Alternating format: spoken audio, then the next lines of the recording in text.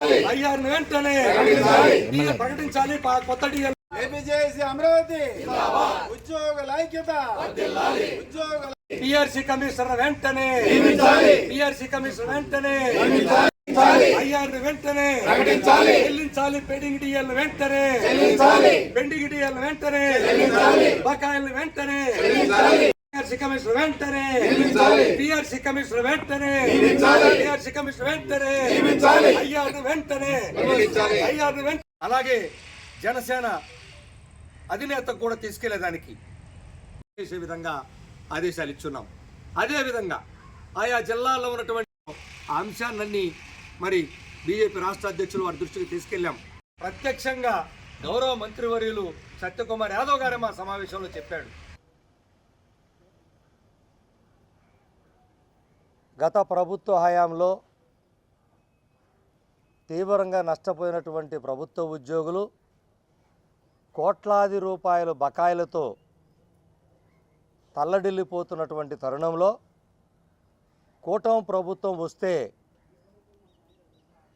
మాకు బకాయిలన్నీ తీరిపోతాయని, మాకు ఎప్పటికప్పుడు మంచి పిఆర్సీ ఇస్తారని, ప్రభుత్వం రాగానే తక్షణమే ఐఆర్ ప్రకటిస్తారని, డిఏలు ఎప్పటికప్పుడు చెల్లిస్తారని, అనేక ఆర్థికేతర సమస్యలు ఎప్పటికప్పుడు పరిష్కరిస్తారని ఎదురు చూస్తున్న ప్రభుత్వ ఉద్యోగులకు కూటమి ప్రభుత్వం రాగానే వచ్చిన దగ్గర నుంచి ప్రభుత్వం గత ప్రభుత్వంలో రావాల్సినటువంటి బకాయిల సంగతి పక్కన పెడితే, వేల కోట్ల బకాయిల సంగతి ఈ ప్రభుత్వం వచ్చిన తర్వాత ధరలకు అనుగుణంగా ఎప్పటికప్పుడు చెల్లించాల్సినటువంటి డిఏలకు దిక్కు లేదు. 3 సంవత్సరాల క్రితం ఇవ్వాల్సినటువంటి పిఆర్సీ కమిషనర్ నియామకానికి కూడా దిక్కు లేదు.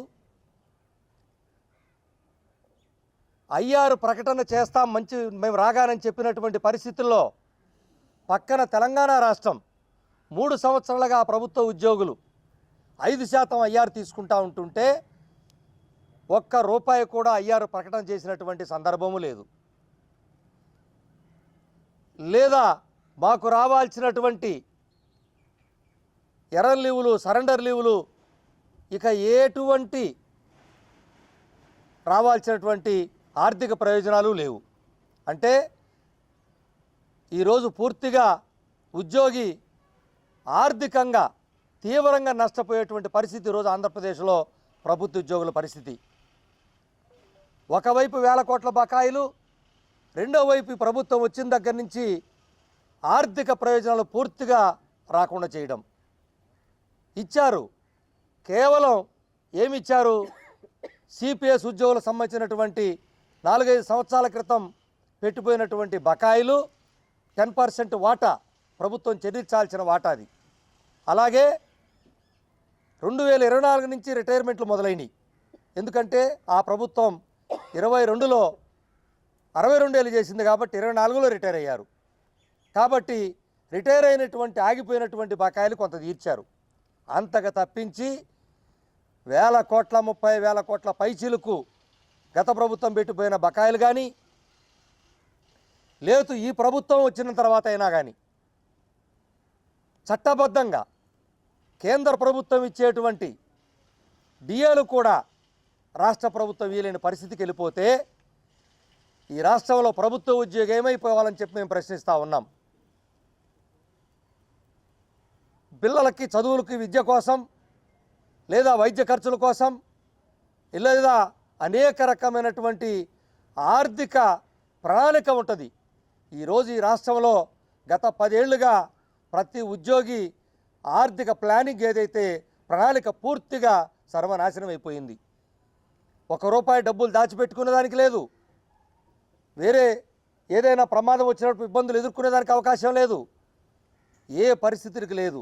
కేవలం జీతం 1వ తారీఖు పెన్షన్ వస్తుందని ఒక భరోసా తప్ప ఈ ప్రభుత్వంలో ఇక ఏ భరోసా మాకు రాలేదు. ఆ జీతం కూడా ప్రతి ఉద్యోగికి కేవలం 12 మాసాలకు గాను సంవత్సరానికి 9 నుంచి 10 నెలలు మాత్రమే తీసుకుంటారు. సీనియర్ ఉద్యోగి అయితే 9 నెలలు, జూనియర్ ఉద్యోగి అయితే 10 మాసాలు మాత్రమే. మిగిలిన 3 మాసాలు ట్యాక్స్కి, ఇన్కమ్ ట్యాక్స్కి పగడ్బందీగా కట్టేది ఎవడంటే ఈ దేశంలో ప్రభుత్వ ఉద్యోగి మాత్రమే. ఆ 9 మాసాల జీతాలతో తన కుటుంబాన్ని ఎలా జరుపుకుంటాడు? ఇంటి అద్దె ఎలా తెచ్చి కడతాడు? పాలకి, అదేవిధంగా తిండికి, లేదా బిడ్డ చదువుకి, లేదా వైద్యానికి, ముసలోళ్ళకు వైద్యానికి ఎలాంటి ఒక్క రూపాయి కూడా లేనటువంటి పరిస్థితిలో ఈరోజు నిటవైపోతున్నాడు. తన సొంతానికి రావాల్సిన డబ్బులు రావు. ఆఫీసులోకి వెళ్ళి పని చేద్దామంటే ఆఫీసులో పని చేయటానికి తగిన పరికరాలు లేవు, అక్కడ బడ్జెట్ లేదు. అక్కడి నుంచి కూడా కొంతమంది శాఖల్లో సొంత జోబులో డబ్బులు పెట్టి నడపాల్సిన పరిస్థితి, ఆఫీసులో నడపాల్సిన పరిస్థితి వస్తూ ఉంది. తన సొంత డబ్బులు రావు, ఆఫీసులో డబ్బులు ఖర్చు పెట్టాల్సి వస్తుంది. మరీ ముఖ్యంగా తీవ్రమైనటువంటి పని ఒత్తిడితో నలిగిపోతూ ఉన్నాడు. చూడండి, పని ఒత్తిడి, 2-3 పని ఒకటి చేస్తూ ఉన్నాడు. గౌరవ ముఖ్యమంత్రి గారు బాగా గమనించాలి. మళ్ళీ పని ఒత్తిడి పెరిగిపోయింది. కలెక్టర్లకు మీరు ర్యాంకింగ్లు ఇస్తున్నారని చెప్పి పోటీపడి 4-5 ప్రోగ్రామ్స్ ఒకేసారి నెత్తిన పెట్టి తీవ్రమైనటువంటి మళ్ళీ ఉద్యోగిని ఒత్తిడిలోకి తీసుకెళ్తా ఉన్నారు. మీరు ర్యాంకింగ్లు ఇస్తున్నారని కలెక్టర్లు కింది స్థాయిలో ఉద్యోగుల్ని, ప్రధానంగా ఫీల్డ్లో ఎవరైతే క్షేత్రస్థాయిలో ఉద్యోగం చేస్తున్నారో వారి పరిస్థితి దారుణాతి దారుణంగా ఉంది.